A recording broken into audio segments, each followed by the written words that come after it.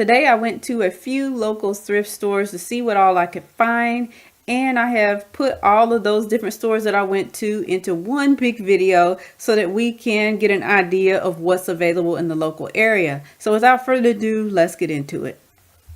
I went to Value Village to see what all sewing things that I could find, and there were a few interesting things there. I found two machines with nylon gears. A lot of people would smirk and walk straight past these, but I don't see machines with nylon gears as a horrible thing if you know what you're looking for. There was the Singer Inspiration on the left, and then we have this Singer 9110 on the right. I wasn't aware that they were still doing slant shank during this time period, but it looks like this machine was made around the 80s or the early 90s.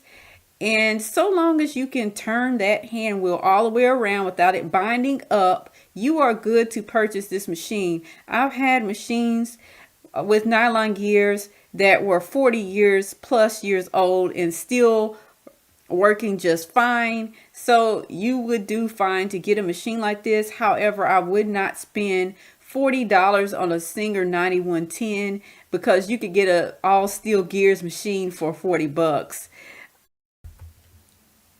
On the opposite side of this, you have that Singer Inspiration, and I wasn't quite as interested in this machine because it had less features on it, and the price was listed at $25, which is a little bit high for that machine, but I would definitely talk to a manager or someone and try to walk that price down to a more reasonable price, which I think would be about $15.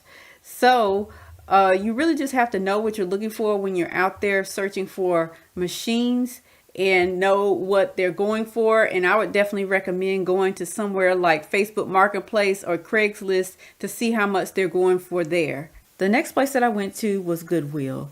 And as of late, I have not seen as many sewing machines inside of Goodwill stores as what I used to prior to 2020. What one employee told me was that they have started placing their sewing machines on shopgoodwill.com instead of selling them in store. And the reason for that is because customers would buy the sewing machine inside of Goodwill and then repost it online and have their online customer to come in store and to pick up the item directly from Goodwill rather than from them. And Goodwill had a problem with that, so that's why they started posting the machines online for themselves. I don't really like buying sewing machines from shopgoodwill.com because you don't get as good of a deal as you would if you were to buy it directly from the store. So customers kind of ruined that for us by reselling them online like that. Anywho, never forget to look inside of plastic bins when you go to these stores, because oftentimes there'll be a sewing machine inside of the plastic bin, and this is what I found inside of Goodwill. And it wasn't a really nice sewing machine. It was one of those machines from the early 90s when Brother first started to sell their machines inside of Walmart. So that's all I found there. Next up is Bargain Hunters. I really didn't find anything that I wanted out of Bargain Hunters either, but either way, here's what I did see. I saw a couple of earlier model computerized sewing machines in there. I felt like they were overpriced because whoever priced them priced all of them around $40, and they're really not worth that.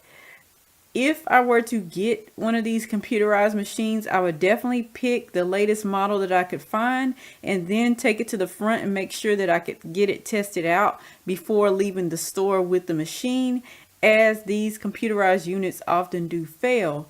So you wouldn't be wasting money if you were able to get them to around $30 on a machine like this, and I think that would be a reasonable deal for that.